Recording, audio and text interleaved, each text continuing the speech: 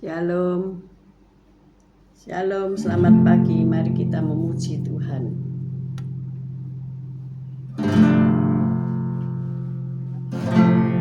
Ya Tuhanku, aku hendak bernyanyi bagimu selama aku hidup. Ya Allahku, aku hendak bermasmur bagimu selagi ku ada.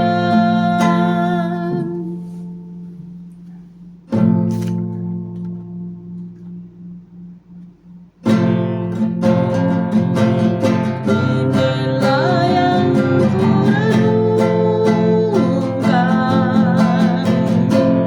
setiap waktu. Nyanyian pujian dan pengagungan kepadamu.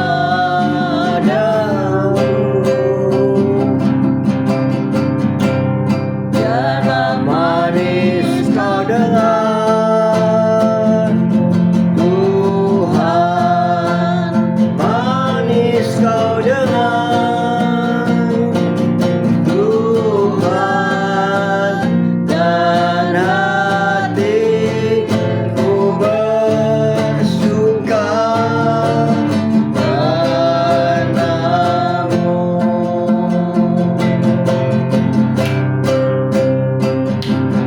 Ya Tuhanku, aku hendak bernyanyi bagimu selama aku hidup. Ya Allahku, aku hendak bernyanyi bagimu selagi ku ada. Inilah yang ku renungkan setiap waktu. Nyanyian pujian dan Pengagungan kepadamu.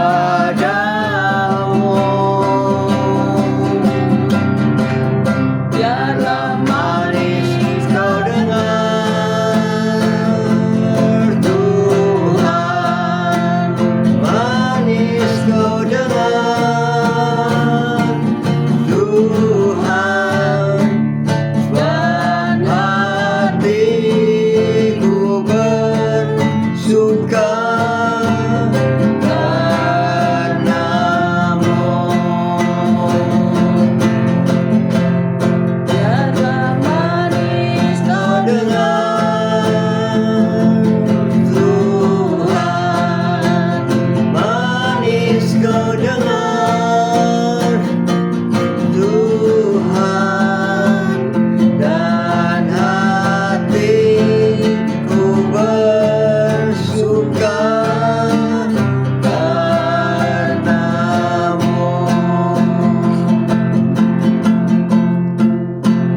Dan hatiku bersuka karenamu.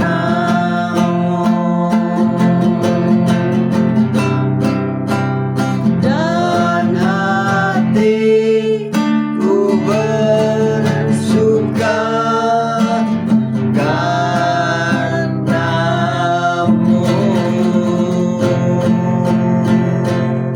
Haleluya. Selamat pagi Tuhan Yesus, kau baik, kau sungguh Allahku yang sungguh sangat baik. Pagi hari ini kau tetap menyertai kami dalam siaran Gembala, siaran orang pagi hari ini ya Tuhan Yesus. Sebentar lagi membaca firman-Mu, merenungkan firman-Mu, kau buka hati pikiran kami agar kami dapat menerima firman-Mu. Berikan pengertian bagi kami agar kami mengerti akan firman-Mu, dan berikan iman yang kuat bagi kami agar kami dapat melakukan firman-Mu di dalam kehidupan kami ya Tuhan Yesus. Kami serahkan kehidupan kami sepanjang hari ini bersama semua rekan-rekan peserta daripada renungan pagi hari ini ke dalam tangan-Mu, di dalam kuasa-Mu, di dalam perlindungan-Mu, di dalam penyertaan-Mu, di dalam kasih-Mu, juga di dalam berkat-Mu ya Tuhan. Dan Kau tetap berikan kesehatan, kekuatan bagi tubuh kami agar kami dapat melayani Engkau lebih lagi. Dalam nama Yesus kami sudah berdoa dan mengucap syukur. Amin, amin, amin. Haleluya, puji Tuhan. Shalom Bu Titik Sulistiani, shalom Bu Lasma, shalom Cece Emi, Ruli, Pak Mei, Bu Viken, Pak Henry. Selamat pagi semua yang sudah bergabung. Bu Foni, Pak Hartono, Yosinta, Bu Nurmala, Muana, Miguel. Selamat pagi. Pak Bambang, Bu Vera, selamat pagi semuanya. Haleluya, puji Tuhan. Mari kita baca Keluaran 16 ayat 11 sampai 19. Keluaran 16 ayat 11 sampai dengan 19. Keluaran 16 ayat 11. Demikian bunyi firman Tuhan. Lalu berfirmanlah Tuhan kepada Musa, Aku telah mendengar sungut-sungut orang Israel. Katakanlah kepada mereka, pada waktu senja kamu akan makan daging, dan pada waktu pagi kamu akan kenyang makan roti. Maka kamu akan mengetahui bahwa Akulah Tuhan Allahmu. Pada waktu petang datanglah berduyun-duyun burung puyuh yang menutupi perkemahan itu, dan pada waktu pagi terletaklah embun sekeliling perkemahan itu. Ketika embun itu telah menguap, tampaklah pada permukaan padang gurun sesuatu yang halus, sesuatu yang seperti sisik halus seperti embun beku di bumi. Ketika orang Israel melihatnya, berkatalah mereka seorang kepada yang lain, apakah ini? Sebab mereka tidak tahu apa itu. Tetapi Musa berkata kepada mereka, inilah roti yang diberikan Tuhan kepadamu, menjadi makananmu. Beginilah perintah Tuhan, pungutlah itu tiap-tiap orang menurut keperluannya. Masing-masing kamu boleh mengambil untuk seisi kemahnya, segomer seorang menurut jumlah jiwa. Demikianlah diperbuat orang Israel. Mereka mengumpulkan, ada yang banyak, ada yang sedikit. Ketika mereka menakarnya dengan gomer, maka orang yang mengumpulkan banyak tidak kelebihan, dan orang yang mengumpulkan sedikit tidak kekurangan. Tiap-tiap orang mengumpulkan menurut keperluannya. Musa berkata kepada mereka, seorang pun tidak boleh meninggalkan daripadanya sampai pagi. Amin. Amin, amin.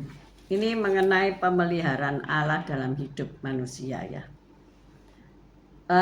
Pada tahun 2023 bulan Juni diketemukan 4 bersaudara usia 1 hingga 13 tahun diketemukan di tengah hutan Amazon dalam keadaan hidup di Kolombia ya.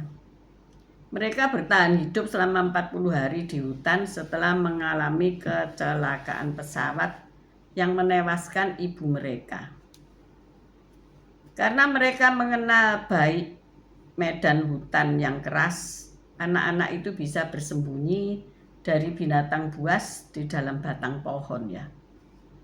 Mengambil air dari sungai dan menampung air hujan di botol.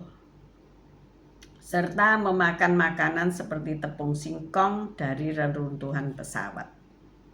Mereka juga tahu mana buah-buahan dan biji-bijian yang aman untuk dimakan. Mungkin yang dulu belajar tentang pramuka ya, diajarkan bagaimana bertahan hidup di hutan ya. Daun-daun apa yang bisa dimakan, biji-bijian apa yang bisa dimakan ya. Kalau hari ini mungkin sudah lupa ya. Bu Elias, selamat pagi. Bu Feve, Pak Elias, Bu Reni, Pak Yanto, selamat pagi. Bu Martin, Pak Martin, selamat pagi semuanya.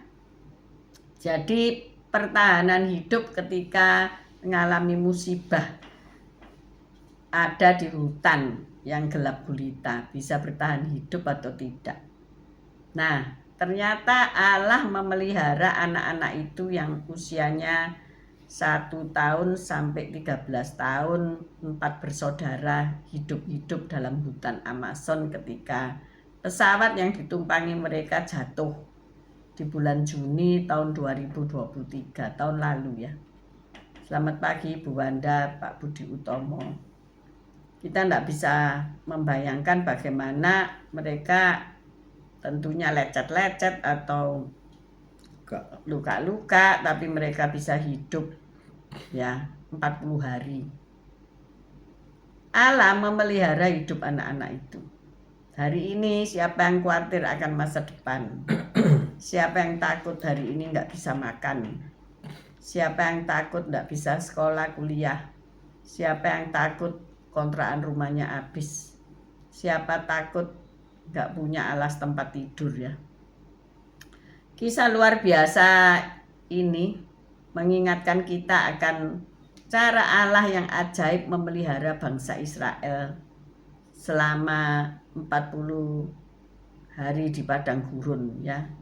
Selama bertahun-tahun ya di padang gurun. Seperti tercatat dalam kitab Keluaran dan Bilangan serta disebutkan di sepanjang Alkitab.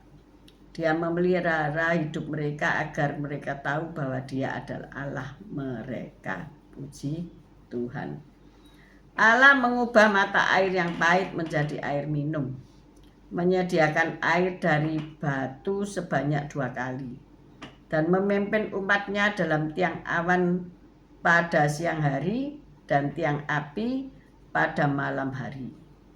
Dia juga menyediakan mana bagi mereka. Bahkan Musa berkata kepada mereka, kita baca Keluaran 16 ayat 15 sampai 16 ya. Keluaran 16 ayat 15. Ketika orang Israel melihatnya, berkatalah mereka seorang kepada yang lain, apakah ini? Sebab mereka tidak tahu apa itu. Tetapi Musa berkata kepada mereka, inilah roti yang diberikan Tuhan kepadamu menjadi makananmu. Beginilah perintah Tuhan, pungutlah itu tiap-tiap orang menurut keperluannya, masing-masing kamu boleh mengambil untuk seisi kemahmu, segomer seorang menurut jumlah jiwa. Amin. Amin. Jadi ternyata Allah menyediakan makanan bahkan minuman untuk mereka di padang gurun yang tidak ada apa-apa ya. Mereka diberi mana setiap hari selalu baru. Bahkan ketika mereka ngomel-ngomel minta daging, datang burung puyuh sehingga mereka bisa makan daging. Tapi harus memungut sesuai dengan kebutuhan atau keperluan kita saja. Tidak boleh berlebihan karena ketika disimpan akan menjadi busuk. Allah yang sama juga menyediakan makanan kita yang secukupnya. Kita baca Matius 6 ayat 11 ya. Doa Bapa kami ya. Matius 6 ayat 11. Matius 6 ayat 11. Matius 6 ayat 11. Berikanlah kami pada hari ini makanan kami yang secukupnya, dan ampunilah kami akan kesalahan kami seperti kami juga mengampuni orang yang bersalah kepada kami. Amin, amin, amin. Berikanlah kami hari ini makanan kami yang secukupnya. Jadi kalau 2 orang ini ya 2 piring saudara ya. Bahkan saya separuh porsi ya. Jadi tidak berkelebihan, juga tidak berkekurangan ya. Menurut masing-masing keperluannya ya. Allah menyediakan secukupnya. Amin. Jadi kita dapat mempercayai Allah untuk menyediakan segala keperluan kita menurut kekayaan dan kemuliaannya dalam Kristus Yesus. Sungguh besar Allah yang kita layani. Amin. Siapa di sini menimbun bahan pangan sehingga bosok? Seringkali kalau kita berbelanja ke supermarket itu yang kelihatan yang kita beli, belum tentu yang kita butuhkan ya. Sampai pada akhirnya makanan itu pada expired ya. Ayo kita periksa kulkas Siapa kita biasanya hari ini. biasanya beli waktu beli semua dibeli. Jadi kalau mau belanja ke supermarket itu lebih baik makan dulu ya. Makan dulu sampai kenyang, baru kita pergi belanja ke supermarket. Lebih baik kalau ada asisten rumah tangga, kita suruh asisten rumah tangga itu beli menurut catatan yang ada. Kalau kita sendiri yang beli, makin Keluar dari catatan. Makin banyak yang dibeli, makin banyak uang yang dikeluarkan. Dan makin tidak dimasak ya. Akhirnya buang-buang uang. Tidak mudah ya memang untuk menguasai diri dalam secukupnya. Ya. Ketika bangsa Israel mendapatkan mana di pagi hari, tentu ada orang yang mengambil lebih dari segomer ya. Iya. Dan Pastinya. mereka akan mendapati busuk semuanya. Bahkan burung puyuh itu mereka makan sampai keloloten, sampai mati ya. Dengan mulut masih penuh daging. Dengan rakusnya ya. Karena rakus. Hari ini mungkin Anda diundang pesta prasmanan ya. Jangan rakus. Ingat, ini pesta untuk semua orang yang diundang, bukan Anda sendiri ya. Mengambil secukupnya. Ambillah secukupnya. Seringkali orang takut kehabisan sehingga mengambil satu gunung tapi nanti tidak dihabiskan. Itu kan mubazir. Juga kita sering terjadi juga pada kita ya. Kalau kita ke resto lalu dalam keadaan ini perut kosong lapar gitu. Nah, masuk kita lihat menu. Nah, ini enak. Semua dipesan. Padahal kita orang dua, kita pesan makanan 4 macam. Luar biasa kan? Habis akhirnya jadi bungkus bawa pulang. Gitu. Sampai di rumah ya di rumah dimakan. Ya tidak sih makan, mau kita cuma 2 orang di rumah ya. Akhirnya harus dimakan juga. Nah itu nafsu ya untuk makan itu besar waktu kita lapar. Nanti seperti orang bangsa Israel ini karena mereka lapar, waduh nafsu makan terus sampai akhirnya mati dalam keadaan kepenuhan. Iya. Kemarin kami ibu-ibu PKK 11 orang pergi ke Malang untuk wisata kuliner ya. Seorang ibu berkata gini, sebelum kita makan siang itu kita mampir ke pasar Klojen ya. Terus ibu-ibu yang lapar waktu itu yang mau makan bakso lah, mau makan inilah, beli tahu goreng lah. Akhirnya dia makan tahu goreng 1. Saya ya enggak beli-beli yang terlalu, beli goyong saja, dan karena satu porsi isinya 5 potong, saya bagi-bagi sama rekan ya. Jadi saya cuma makan 2 potong, jadi masih longgar perut ini untuk persiapan makan siang. Tapi ibu yang tadi sudah kelaparan dan menghabiskan 1 tahu isi berkata demikian, waduh Bu Evi ini pinter ya, kita diajak ke pasar jadi nanti waktu ke resto enggak bisa makan banyak gitu ya. Saya sih enggak sadar dan tidak berniat demikian, tetapi saya pikir benar juga ya. Jadi karena kami enggak breakfast, cuma makan roti di mobil, tentunya merasa kenyang. Karena apa?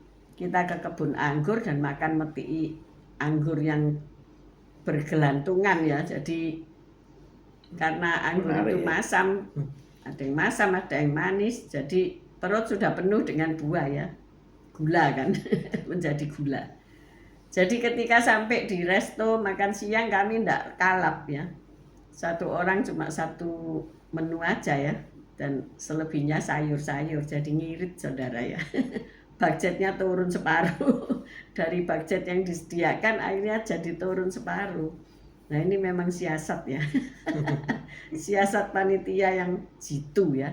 Jadi lain kali kalau mau ngajak pergi makan-makan, diisi dulu dengan yang bakso, buah-buahan. Ada yang beli bakso sebab oh ya ada sih makan bakso sedikit ya, tapi nggak ada yang ngebakso. Kalau ngebakso ya nggak makan siang Makasih ya. akhirnya ya.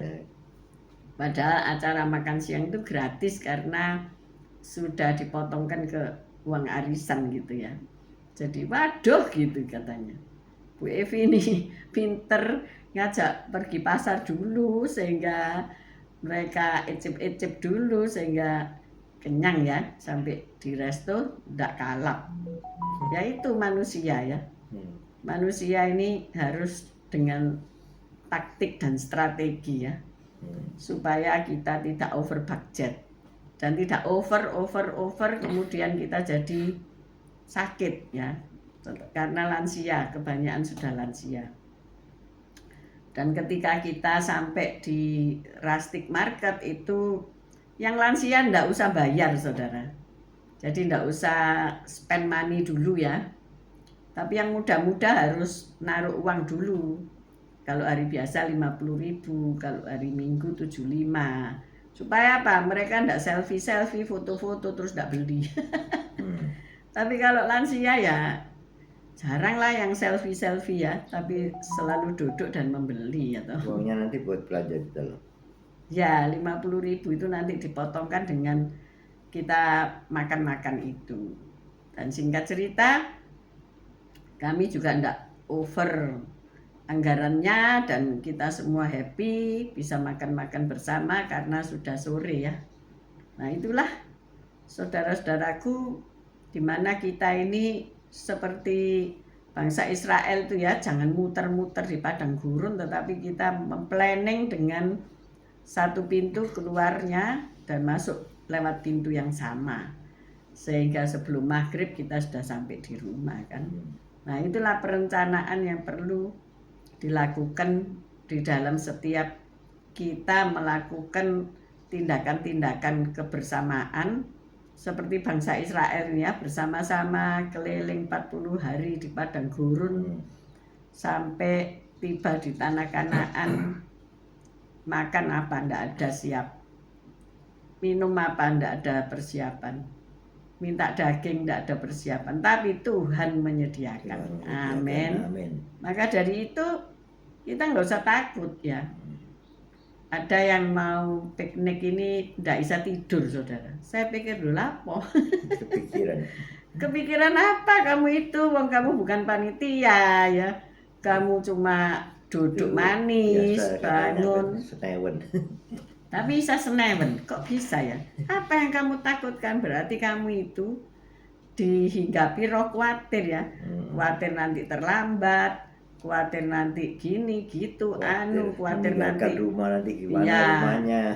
Ya nggak ngerti lah kekhawatiran ibu-ibu ya. Dia ngomong, untung ya hari ini aku bisa ikut. Biasanya aku nggak bisa tidur, terus pada jam yang ditentukan aku jadi pusing, nggak ikut akhirnya. Lo kan rugi saudara ya.